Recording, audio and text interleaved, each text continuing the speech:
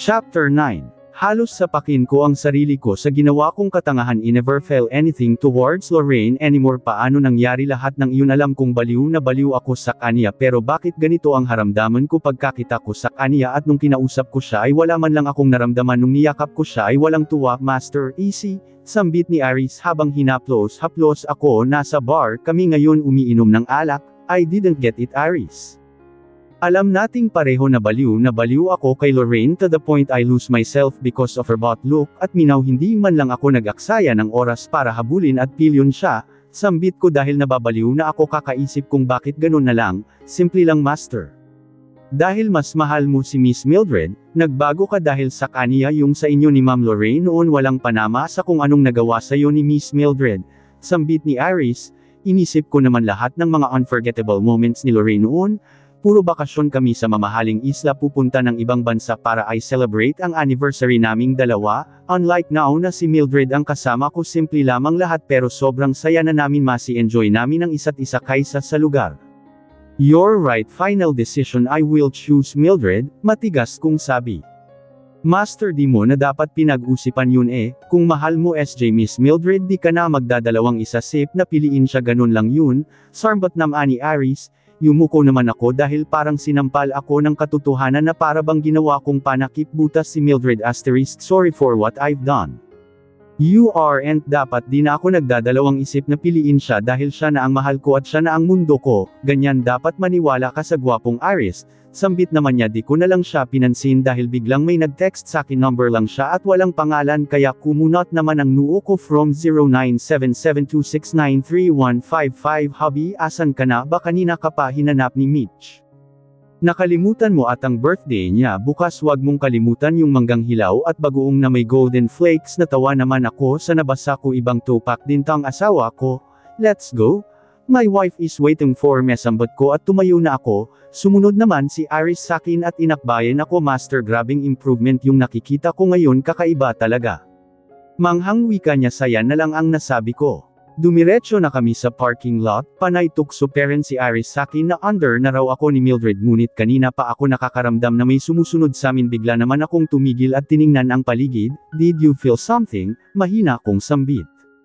Huwag kang magpapahalata. Nagpatuloy naman kaming naglakad na para bang hindi namin sila nararamdaman. Nang makarating na kami sa kotse, agad naman kaming naghiwalay ni Aris at hinugot ang bari. Lumabas naman ang taong sumusunod sa amin. Where are they going? Galit na tanong ni Lorraine. Binaba ko naman ang baril ko at tiningnan ng mabuti si Lorraine. Hindi na siya nagmumukhang maganda sa paningin ko, kung hindi nagmumukha na siyang desperada ngayon. Ewan ko ba kung bakit ko tinagustuhan noon. Let's go. Let's now waste our time to that desperate woman. Malamig kong tugon. Natawa naman si Aris. Pumasok na kami sa loob ng kotse at pinaharurot na ito. Binuksan ko pa ang bintana ng kotse upang makita ko kung anong magiging reaction ni Lorraine pag nakita niya akong nilimpasan lang siya. Dryly, sigaw nito. Di ko naman siya pinansin at ngumiti na lang ako ng nakakaloko. Iba Karen, Master, tatawa-tawang sambit ni Arns. Natawa na lang din ako sa ginawa ko. Nagtungo na kami sa mall para bumili ng edible gold flakes para ilagay sa bagoong. Master, hindi ka ba nagtataka sa request ni Miss Mildred? Tanong ni Iris sakin. Bakit? Takhang tanong ko sa kanya, ang weird kaya ng bagoong na may gold flakes, tiyaka isasawsaw mo sa mangga. Sambit niya. Nag-isip-isip naman ako, bakit kaya ganun? Baka nakasanayan na niya dahil marami narnan siyang nalalaman na hindi ko nalalaman, baka kinakain niya na ito noon. Sambit ko. Di na lang sumagot si Aris at kumuha na ng edible gold flakes. Dumiretso na din kami para kumuha ng bagoong at chili guard, tapos 1 kilo ng mangga. Di kaya naglilihi siya? Tanong naman ni Aris sakin na bigla naman ako sa, impossible, I know I didn't pop it inside her. Sambit ko. Masyado kang kumpiyansa, Master, pastahan ulit tayo. Sambit nito sa, nanalo ka na nga sa una nating deal, nang aabuso ka na, sagot ko sa kanya. Di niya naman ako pinansin at pumasok na sa loob ng kotse. Talagang naglilihi siya, pastahan talaga tayo, Master. Sambit nito sakin. Okay, let's see. I bet $1 million for this. Sambit ko. Deal. Sagot niya. Ngingiti-ngiti akong nagmaneho patungo sa mansion. Confident talaga ako na pinutok ko yun sa labas kahit lasing pa ako. Mabilis kong pinaharurot ang sasakyan kaya nakarating kami agad sa mansion. Lumabas na kami, bitbit ang mangga at bagoong nakasalubong naman namin ang ilang maid. Anong angyari dito? Takhang tanong ni Iris sa mga maid dahil aligaga sila. Si Miss Mildred po kasi gusto ang kulay gold na mga gamit kaya pinapalitan namin ang mga bagay-bagay dito, sambit naman ng maid, don't do it. Maautoridad kong sabi agad naman silang tumigil pumasok na ako sa loob at nagtuloy-tuloy na ako patungo sa taas, yan dyan. Perfect, rinig kong sambit ni Mildred sinilip ko naman kung anong ginagawa nila at nakita kong pinapalitan niya ang kwarto niya ng mga gold na mga bagay, master kakaiba diba? Tanong ni Iris and this time turn and go na ako dahil kataka-taka naman talaga ang kinikilos ni Mildred, naglilihi talaga siya, dagdag na sabi ni Iris pumasok na ako at sumunod naman si Iris sa akin, here's your order wife sagot ko, nang ningning naman ang kanyang mga mata sa nakita niyang dala ko, oh my god love thank you hubby, masaya niyang sambit at niyakap ako, nginitian ko lamang siya at inoobserbahan ang bawat galaw niya. Wife are you pregnant? Walang ano-ano'y sambit ko na bigla naman siya at nabitawan agad ang bitbit niyang mangga. Hindi diretsyo nitong sambit, are you sure? Tanong naman ni Iris, agad niya namang kinuha ang pregnancy test niya at ipinakita na negative ang result so why you acted weird? Sambit ko, bawal ba kumain ng mangga na may bagoong? Sambit niya, at bakit mo pinalitan ng gold ang mga gamit dito? Pahabol rin na tanong ni Iris sa kanya ano ka ba gusto ko lang temporary lang din naman yan sagot niya. Walang yatalo ako, naghihinayang sambit ni Iris, i-deposit mo na lang ang pera sa bangko ko tatawang-tawang sambit ko at tatalikod na sana nang bigla naman akong pinigilan ni Mildred, pwede bang pabalatan ito papakin kasi namin ito ni Mitch mamay nakangiti nitong sambit, bawal si Mitch sa mga ganyan, sagot ko sa kanya, ano ka ba hubby, nagmamaktol niyang sambit, Pash. Sige na nga basta moderate lang ang kakainin ni Mitch, ay captain, sagot niya at nagsulot pa, ginulo ko naman ang buhok niya at umalis na. Bumaba ako at binalatan ang mangga at hinanda na ang bagoong na sausawan niya, pagkatapos ay tinawag ko na siya masaya silang kumakain ni Mitch, natigil lang ito nang bigla siyang turnayo at tumakbo patungo sa loob ng kratsin uka lahat ng kinain niya tumakbo naman ako papunta sa kanya, are you okay wife? Tanong ko sa kanya di na ito nakasagot dahil bigla na lang itong nahimite agad naman namin siyang isinugod sa hospital sobrang kaba ko halos maririnig ko na ang tibok ng puso ko, dal iyan mo Iris, sambit ko. Pinaharurot naman ni Arns ang kotse nang makarating na kami sa hospital ay agad namang inisikaso si Mildred at nag-antay naman kami sa labas ng kwarto niya, maya-maya pa ay lumabas na ang doktor at nakangiti ito, Mr. Willows, tawag ng doktor sa akin, agad naman akong lumapit sa kanya at binigyan ng nagtatanong na tingin. Your wife is pregnant, nakangangalang ako at walang masabi negative po yung result niya paano nangyari yun. Tanong ko, kasi hinalo niya yung tubig kaya naging negative yung result, 2 weeks pregnant na ang wife mo kaya kailangan mo siyang bantayan ng maigi don't give her any stress sambit ni Doc, gising na ba siya? Sambit ko, tumanggo lamang siya agad naman akong tumakbo papunta sa loob at nakita kong nakatulala lang si Mildred sa kisame.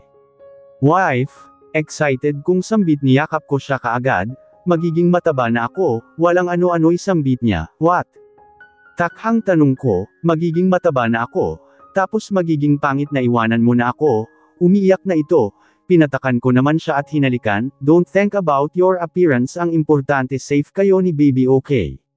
I promise I won't leave you wife hinalikan ko naman siya sa labi. Pinatahan ko muna siya bago pinatulog, lumabas na ako at nakasalubong ko naman si Iris, master pakilagay na lang sa bangko, angle milyon, sambit nito natawa na lang ako. Aligaga ako sa kapapamili ng mga gamit ng anak ko, hindi ko pa alam kung anong gender ng anak ko kaya sandamakmak na ang binili ko, master ang dami namang stroller, reklamo ni Iris kunin mo na lahat ng yan, sambit ko, ang dami na nito ilang anak meron ka master 20. Sambit nito, I give him a death glare ang daming tanong kasi ako naman ang magbabayad ng lahat ng yan, gusto mo bang ikaw ang ipapabayad ko sa lahat ng yan, joke lang naman master. Peace tayo dito, sambit nito, iiling-iling naman ako sa kanya terya na sa mga damit pang bata, sambit ko, master maawa ka naman sakin ang darni na nitong laruan dalawang basket paano to lalaruin ng anak mo, reklamo ni Arns, kay Mitch naman yang iba, tugon ko sa kanya aba master ano bang nasa isip mo at bakit mo pa binilhan si Mitch? Dada na naman niya, are you out of your mind? Ang sabi ni Mildred pagbibili ako ng mga gamit ng baby namin bibilhan din si Mitch, sambit ko naman, sus under ka talaga sa misis mo. At saka yung pastahan natin noon wag mong kalimutan, sambit nito, nakadeposit na ang sahod mo pati yung I-million na pastahan natin, sambit ko naman sa kanya instant millionaire na naman ako nito sayang-saya na wika ni Aris, pumunta na kami sa mga damit na pambata gulong-gulo ako dahil hindi ko alam kung anong pipiliin ko ang dami kasi. Miss sinong may-ari ng mall na ito? Tanong ko wait lang po tatawagan ko ang manager, sambit nito at umalis na, hello sir good morning, I am Miss Sarah Shu, how may I help you? May I know who is the owner of this mall? Walang gana kong sambit, oh is there any problem? Nag-aalala nitong sambit. Can you just answer my question? Inis kong sambit isang I'm so sorry sir but the owner is the place is so private I can't give what you want. Mas lalo naman kumulo ang dugo sa sinambit ng babaeng ito, pinakalma ko muna ang sarili ko bago siya sagutin I want to buy the entire place, diretso kong sambit na hanggang nga lang sila, are you kidding me? Di makapaniwala nitong sambit, did you think I am? Sarkastiko kong sambit no sir, you may sit over there and I will make a phone call, sambit nito, tumango lang ako at umupo. Master totoo ba ang sinabi mo? Sarbit ni Aris, bakit? Mukha ba akong nagjo-joke? Kunot-nuo kong sambit, hindi naman sa ganun padalos-dalos ka ng desisyon, di ako makapili ng susuotan ng anak ko kaya binati ko na ang buong mall, casual kong sambit na patampol na lang sa noo si Aris. Master dapat sinabi mo ako ang pipi, wika nito masyado kang nagmamagaling di ka marunong pumili baka large size ang bibilhin mo, masyado mo naman akong minamaliit master, kunwaring nagtatampong sambit ni Aris di bagay sayo casual kong sambit, pash. Madaldal ka na ngayon master noon naman pag mga walang kwentang bagay pinag-uusapan natin tumatahimik ka, wika nito, just shut up. Inis kung sabi nag-zipper sign naman siya sakin. Nabasag lang ang katahimikan namin nang dumating ang manager, so how was it? Ayokong pinag-aantay ako ng matagal tapos wala ring mangyayari. I'm so sorry for waiting sir, pupunta na po dito ang owner para pag-usapan ang deal nyo, sambit naman nito. Ilang minuto bago siya dadating dito. Casual kong tanong sa kanya I don't know what's the exact time but I'm sure na makakarating siya dito. Nakangiti nitong sambit, I will wait here for just 5 minutes at kung hindi siya dadating, then I will leave. Sambit ko, tumanggo na lang ang manager umupo na ako at kinuha ang cellphone ko. From wifey hubby pabili ng isaw, kwek-kwek, siomai, chicken skin at saka palabok natawa naman ako sa message niya. Wala nang ibang message itong babaeng to kung hindi puro pagkain. Saya natin wika ni Aris shut up. Sigaw ko sa kanya, Master Nornan reklamo niya, I just gave him a death glare. Sige nangga mananahimik na pilit nitong sambit tiningnan ko naman ang oras may 2 minuto na lang. Bibili tayo ng kwek-kwek, siomai, chicken skin, isaw at saka palabok mamaya. Sambit ko, kumakain ka na pala ng mga ganun bossing. Takhang tanong ni Aris, Mildred's craven casual kung sambit na putol lang ang pag-uusap namin nang biglang nagsalita ang manager, Sir the owner is here. Please follow me wika nito tumayo naman ako at sumunod na kami sa kanya. Pumasok kami sa isang pinto na kulay ginto, welcome Mount Willow, masayang sambit ng babae. Pamilyar ang boses nito, bigla namang natahimik si Aris bigla naman niyang ibinaba ang kamay niya at ginawa ang hand sign na kami lang dalawa ang nakakaalam, I'm not going to stay here any longer. I want to buy this mall for 500 million, diretso kong sambit, bigla namang ngumiti ang may katandaan na babae ngunit makikita mo sa katawan nito na maliksi parent ito, no wonder a lot wants to invest in your company sambit nito wag niyong ibahin ang usapan, will you accept the deal or not? Maautoridad kung sambit no. Diretso nitong sambit asterisk okay then this deal is close, wika ko at tumalikod na. Don't play games with me, Mrs. Brenda, Black Queen, hermosa malamig kong sambit. Bigla naman kaming pinaputukan ng mga tauhan niya, buti at nakailag agad ako. Kinuha ko din ang baril ko at pinapatukan din sila, di kami makalabas dahil lock ang pinto. Isa-isa naming tinamaan ang tauhan niya hanggang siya na lang ang naiwan ng tinutok ko na ang baril sa kanya bigla namang may kumatok sa labas tita boses yun ni Lorraine. Lorraine dear? Masiglang sambit ni Brenda habang nakatitig ito ng masama sakin bumukas ang pinto at buti na lang sa labas sila nag-usap, bigla naman akong hinayla ni Aris patungo sa labas.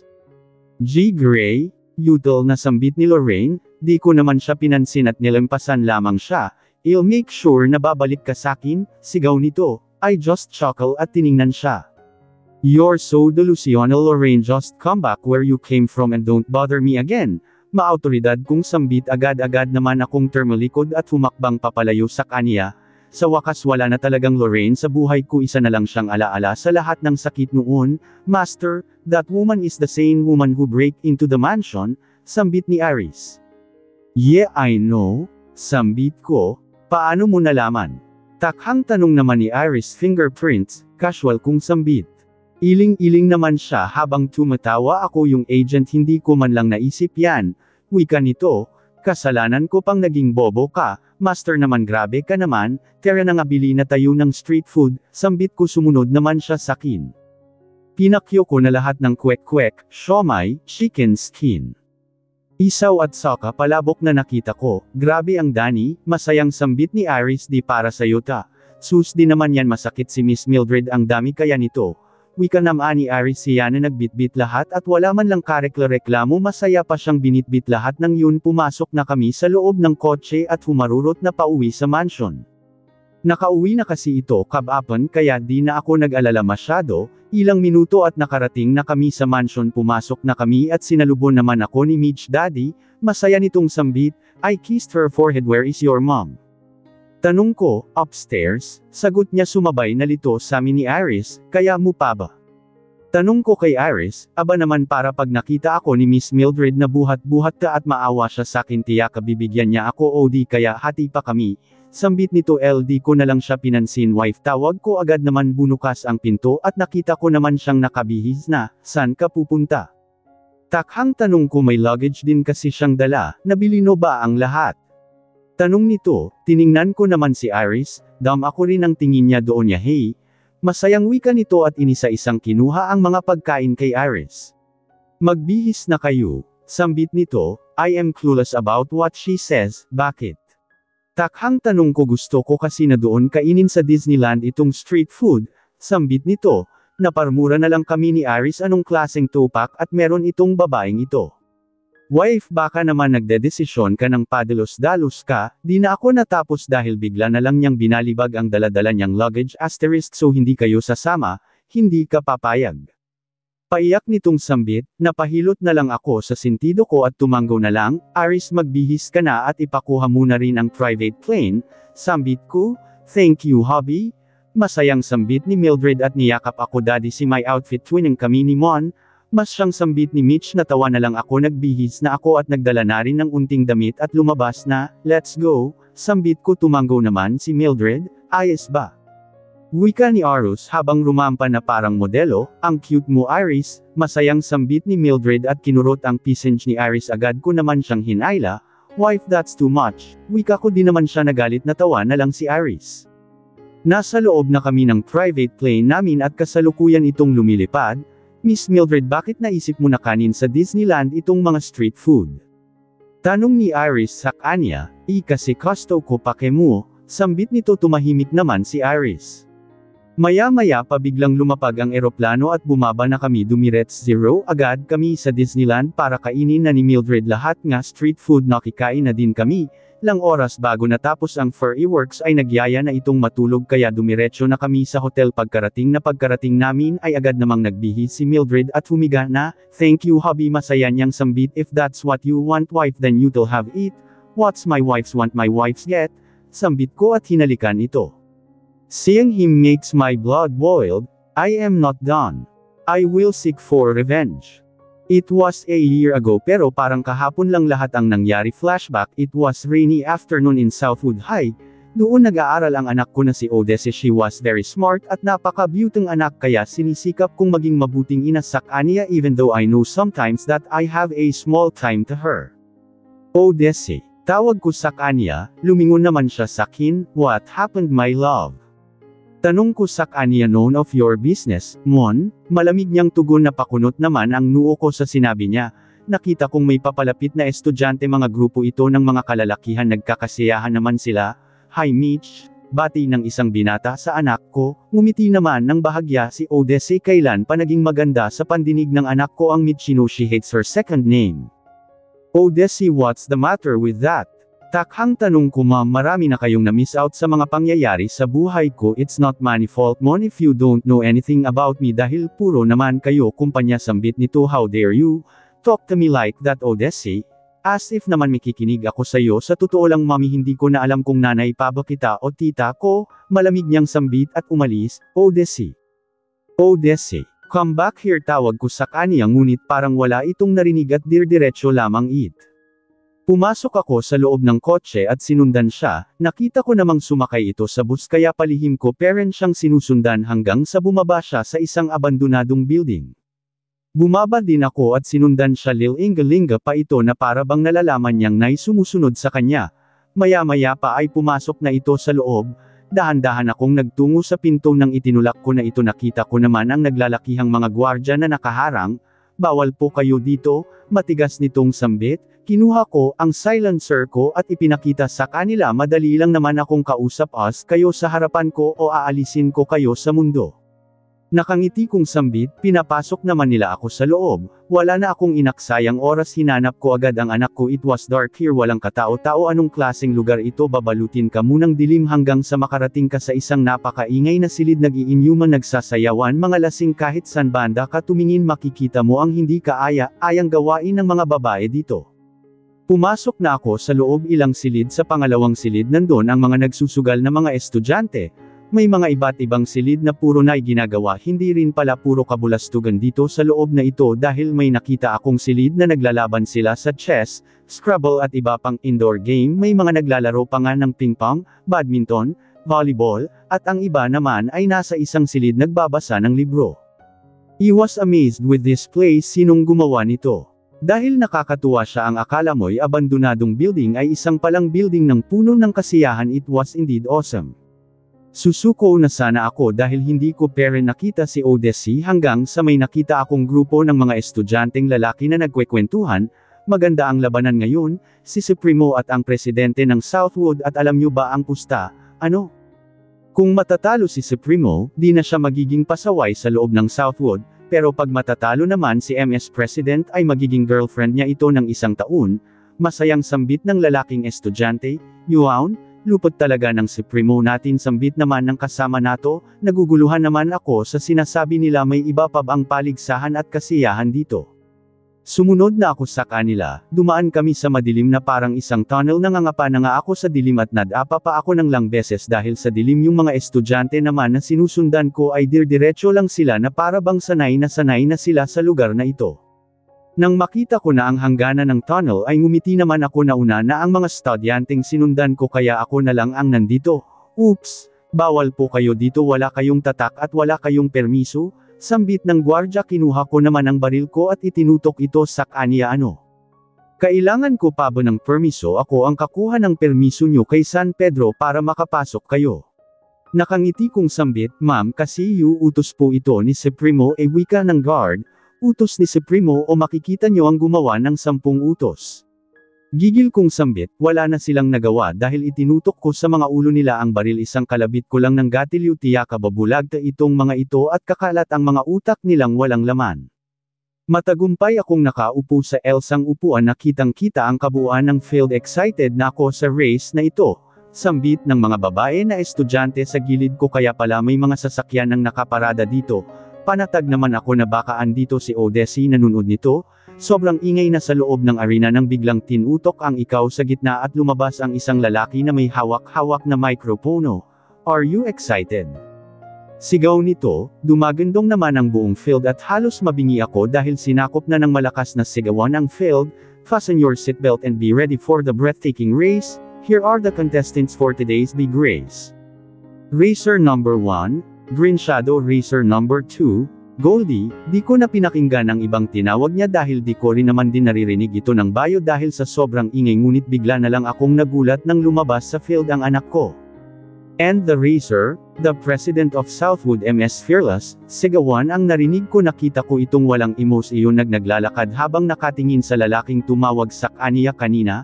Ito ata ang tinatawag nilang Supremo. Kinuha naman ng lalaki ang mikropono at nakangiti itong nakatingin kay Odesi. Are you ready to be my girlfriend, Mitch? Sambit nito, inagaw naman ng anak ko ang mikropono at madiin niya itong tinitigan dream on, Mr. Willow. Sambit nito, nagsigawan naman ang lahat na pangiti rin ako dahil hindi ko alam na marunong pala mag-drive si Odyssey. Nagsimula na ang laban, mainit ang laban between Odyssey and that Mr. Supremo. Silang dalawa talaga ang nasa unahan at alam kong gigil na itong anak ko lang oras bago natapos ang laban at nanalo itong si Mr. Supremo. What the heck? Hindi pwedeng maging boyfriend siya ng anak ko, hindi maari ito. Dali-dali akong bumaba ngunit nagsimula nidang magsibabaan ang mga estudyante at natabunan ako. Di ko na nakita ang anak ko, sigaw ako ng sigaw ngunit di ko siya mahanap. Nang makalipas ang lang oras na pahirapan upang makalabas sa loob ng abandonadong building na yun ay nakarating na ako sa mansion namin. Galit akong pumasok sa loob, nakita ko naman si Odyssey sa sala na nagbabasa ng libro. Odyssey, galit kong sambit. Tiningnan niya ako nang nagtatanong na tingin. What? Pitong sagot niya, I see you in that abandoned building. At anong pumasok sa kokote mo at nakipaglaban ka sa Supremo na yun and worst, naging girlfriend ka pa niya. Sambit ko, wala ka nang magagawa doon, ma'am. Nangyari na lahat. Casual niyang sambit, hindi ako makapaniwala sa narinig ko ngayon. You are grounded, Odyssey. At ayokong makipag-date ka sa lalaking iyon at ayokong maging boyfriend mo siya. Sambit ko, parang may magawa ka naman pag aalis ako dito sa mansion na ito. Sambit nito at umalis. She was pissed off. Ang laki ng pinagbago ng anak ko para mawala ang stress ko sa anak ko ay nagpasya akong pumunta sa bahay ng kapatid ko na si Luciana, ina ni Lorraine. Mabuti pa si Lorraine hindi ganyan kabastos sumagot. Sambit ko, ngumiti naman si Lorraine. Elementary pa lang noon si Lorraine ay malapit na ito sa akin dahil mas madalas ko itong kasama kaysa kay Odyssey. Yumipas ang lang taon at ang buong akala ko ay naghiwalay na si Supremo at ang anak ko, ngunit nagulat na lang ako ng isang araw nang bumalik ako sa Pilipinas na buntis na ang anak ko. What the? Are you out of your mind, Odyssey? Sigaw kong. Initian niya naman ako. Alam kong tutol ka sa lahat ng kaligayahan ko. Hindi ko naramdaman na may ina ako. Hindi ko naramdaman ang pagmamahal mo kay Matthias. Ko lang naramdaman ang pagmamahal na ito. Kung di ka sang-ayon aalis ako at wala ka nang magagawa doon. Sambit nito, I was speechless of everything I heard. Hindi ko alam kung bakit ganito ang nangyari. Mali ba na tinutukan ko ang business ko para sa kinabukasan niya? Lahat ng gusto niya binibigay ko. Wala kang utang na loob, sigaw ko sa kanya. Tumalikod na siya at dirdiretso naglakad na para bang wala itong narinig. Narinig ko pa ang ingay ng sasakyan nila at unti-unti na itong nawala sa pandinig ko. It's been a month na nanganak si Odyssey. Hindi ako makalapit sa kanya dahil with not in good terms, kaya si Lorraine ang pinapapunta ko doon para mag-send ng gift sa kanya at sa apo ko. Nang pumunta ako sa mall para bumili ng laruan ng apo ko, nakita ko ang walang hiya na naglayo sa anak ko. Street Matthias Gary Willows, mag-isa lamang siya, may bitbit itong bulaklak. Pumasok muna ito sa loob ng mall.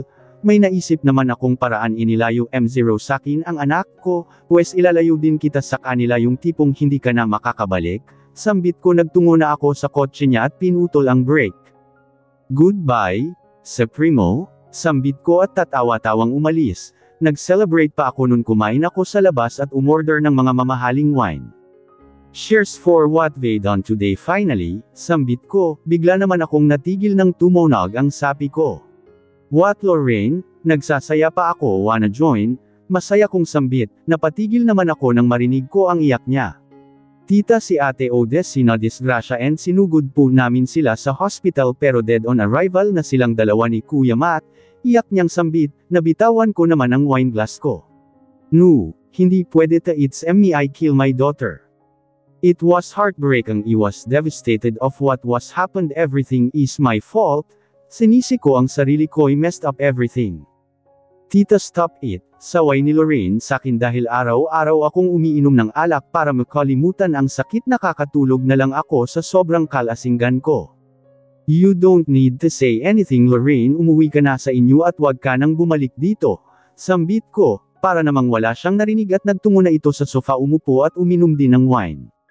Hey, don't do that. Saway ko sa kaniyang, ngumiti lamang siya sakin. Don't you dare do that, Lorraine. Kung ikaw nga tita, ginagawa mo lahat ng bawal, ako din gagawin ko ang bawal. Sambit nito, are you crazy? Sigaw ko sa kanya. Tumawa lamang siya. By the way tita, yung anak ni Ate Odyssey na si Mitch nandun sa kapatid ni Matthias, yung boyfriend ko na si Gray. Sambit nito. Agad naman kumunat ang noo ko. Lorraine, wag kang tumulad kay Odyssey, Himalayan mo yang si Gray. Malamig kong sambit tita. alam mong mahal ko siya, sambit nito sakin, binubulag kayo sa pagmamahal mamili ka ang mama mo o yang lalaking yan ang mama mo ay papapunta ko na sa Japan dahil lumalala na ang cancer niya who else look out for her kung di ikaw, sambit ko sa kanya na tahimik naman siya you need to leave him or else you will regret everything. You will be miserable like me. Malamig kong sambit, nagtungo na ako sa taas at iniwan siya sa baba agad kong tinawagan ang mga tauhan ko, I have many connections madali ko lang makuha ang apo ko hello, MS Maraizi, panimula ko. Are you drunk again? Sambit nito, I'm not, don't you dare lie to me. Odette? Sambit nito, Odette Mitchell Lim ang totoong pangalan ko ngunit pinalitan ko ito dahil ayokong maalala ang kamalian na ginawa ko noon asterisk you're right. May tanong lang ako sambit ko, what's that? Dal iyan because I'm busy inip nitong sambit, I just chuckle kaya tumandang dalaga ito dahil sobrang manipin did you know the Willows family? You know them. Pabalik nitong sambit sakin, naririnig ko ang basag sa kabilang linya, what's the matter? Di naman ako sinagot ng nasa kabilang linya, ano bang itatanong mo sa kanila? Malamig nitong sambit, I want to know everything. I mean everything about them, maautoridad kong sambit binaba niya nananagad ang telepono ganun din ako, nagbihis na ako ng damit kahit sobrang sakit ng ulo ko at blurred na ang paningin ko ay nagtungo pa rin ako sa mansion ni Maraizi, nang bumaba ako hindi ko na naabutan si Lorraine marahik umalis na ito. Nag-launch na ako sa kotse at sumakay na agad ko itong pinaharurot at ilang minuto lamang ay nakarating na ako sa mansion ng mga Chu, nag-park naman ako sa malaking parking lot nila at dahan-daang lumabas sa kotse nang makalabas na ako ay binati naman ako ng mga butler at maid nila, Miss Odette nandun po sa taas si Madam inaantay ka, sambit ng isang katulong nila tumango lang ako at nagtungo na sa taas at nadatnan ko naman si Maraizi na umiinom ng alak at naninigarilyo, stresses. Bungad kong sambit, I'm stressed because of you, sambit nito sakin, nagtaka naman ako. Sa, The Willows family, dagdag nitong sambit agad Norman akong ngumiti asterisk so, may kasalanan din pala ang Willows family sayo. Maarte kong sambit, hindi kasalanan yun brutal na kasalanan, sambit nito, malarnag itong tumingin sakin. I want to get my granddaughter to that Grey Willows I heard siya na lang ang naiwan dito sa Pilipinas na ang kanila at ang iba ay di na mahagilap sambit ko, I know, and if you want your granddaughter back di mo basta-basta makukuha ng legal na paraan, dahil matinik yang mga Willows, sambit nito sakin ano bang naging kasalanan nila sayo. Takhang tanong ko, namatay si Papa ng dahil kay Gary Willows. Not just my dad marami pa ang namatay ng dahil sa kanya and isang want justice for him. Tumahimik ako ng lang taon dahil pipitsugan lahat ng kakampi ko but now you'd here at alam kong hindi basta-bastang magpapatalo ang isang tulad mo I am convinced to join you on whatever plans you have, sambit nito. So that makes sense galit na galit siya sa Willows at mapapadali ang mga plano ko pag marami akong kasama fast forward may grupo akong tinatag na puro mga tao na inabuso at sinaktan ng mga Willows at ang buong akala ko ay iilan lang pero nagkakamali ako marami pala. Napangiti na lang ako dahil dito marami akong magagamit at mas lalakas pa ako unang plano ko ay kidnapan ang apo ko at di ako nagtagumpay. Sunod na plano ko ay patayin muna si Gray ngunit di pa rin ako nagtagumpay and send the newly member of the group na si Valeriao mas kilala na si Vida and everything smoothly went well simula nung makapasok siya sa Willows, I see my granddaughter cry because of frustration at para akong pinapatay ng dahil doon, did you see how cruel the Willow is letting your granddaughter suffer? And all she did was loving that man na hindi niya ama, sambit ni Maraizi bigla na lang umusbong ang galit at puot ko sa lalaki na iyon how dare him na ganiyanan ang apo ko. I wish my dad loved me yan ang narinig ko sa monitor na inilagay ni Vida sa kwarto ni Mitch may mga monitor din doon na nakalagay kahit sa ang sulok di lang nila alam because Gray is too busy to care about everything. Dahil heartbroken ito sa pag-alis ni Lorraine buti at nakinig sakin ang batang iyon how dare him did that to my Mitch galit kung wika si ganyan siya pinalaki kaya yang apo ganyan din yan lalaki, she begged for love and attention ang simple lang ng hiling ng bata di pa mapagbigyan, sambit naman ni Maraizi na ikuyong ko naman ang kamao ko dahil sa galit ko sa Gray na yon. When Mitch went into the park dahil dinala siya ni Gray doon. Pumunta ako ng palihim doon si Vida ang nakatoka sa kanya kaya madali lang akong makakalapit sa kanya. Nakita ko itong masayang naglalaro kasama si Gray inintay ko lang na dalhin ni Vida sa malayo di Mitch para makausap ko siya. Ilang minuto lang ang inintay ko at nakarating na nga si Vida sa kinaroroonan ko *yaya saan na tayo. Ang layo na po natin, sambit ni Mitch na pangiti naman ako sa tinura niya napakabait talaga nito at matalino manang-mana kay Odyssey. Ang kwento LA nga ni Vida sakin ay mature na ito kung mag-isip talagang namana lahat sa ina niya. Hi Mitch, nakangiti kong sambit. Di niya naman ako pinansin at nakatingin ito sa malayo. Mitch, this is your grandma, sambit ni Vida agad naman siyang napalingon sakin. Paano po nangyari yun? Wala naman nabanggit si daddy sakin na may lola ako, sambit naman niya. Ngumiti ako sa kanya at lumapit umatras naman siya kaya nanatili na lang ako kung saan man ako nakatayo. Nalang araw maiintindihan mo din ang lahat. Always remember your grandma love you, sambit ko. Sige na Mitch, I hug muna siya, sambit naman ni Vanda. She's a stranger, my dad said na bawal akong makipag-usap sa stranger yaya, sambit nito. Please apo give me just a quick hug, sambit ko. Napilitan naman ito kaya niyakap niya na ako. Natuwa naman ako dahil matagal ko nang gustong yakapin ang apo ko. Binilhan ko din siya ng ice cream. Masayang masaya naman siya. Maya-maya paaway nagpaalam na sila sakin. Till next time po grandma, sambit niya. Naiyak naman ako, sinabi ni Mitch as she called me G grandma. Halos mapaswanggaw ako sa tuwa nung pagkikita na yun ay di na nasundan dahil umalis na si Vida sa bahay na yun. That's the time I take in action. First I called Spade para turuan ng leksyon ang bagong asungot sa buhay ni Mitch na si Mildred. Mas lalong kalayo ang apo ko pag ganito siya lagi. And I thought that's the solution, yung sakyan siya ni Spade, pero hindi parent matagumpay ang plano kaya ako na ang gumalaw. Nagtungo ako sa mansion ng mga Willows na kung saan mag-isa lang si Mitch. Dahan-dahan akong umakyat sa itaas. Lahat ng maid ay busy. Nakita ko naman si Mitch sa loob ng kwarto niya. Agad ko naman siyang tinurukan ng pampatulog. Nakahandusay na ito sa sahig. Lumabas muna ako upang tawagin ang isang tauhan ngunit wala na sila. Nakahandusay na ang lahat. Agad naman akong bumalik sa kwarto. Nadatnan ko naman si Gray. Tinurukan ko naman ito at nakabulagta na rin ito. Ngunit yumpla yung agent nila kaya hindi natuloy ang plano ko. End of the flashback. At ngayong umuwi na si Lorraine, I will make sure na magtatagumpay na ako. Lorraine is the only kinabaliw na si Gray noon sa kanya and I know magagawa niya ito. Are you ready my Lorraine? Sambit ko. Yes tita, no matter what makukuha ko si Gray, sambit nito. Napangiti na lang ako ng nakakaloko. Little did she know used her just to get what I want. Be my slave my little darling.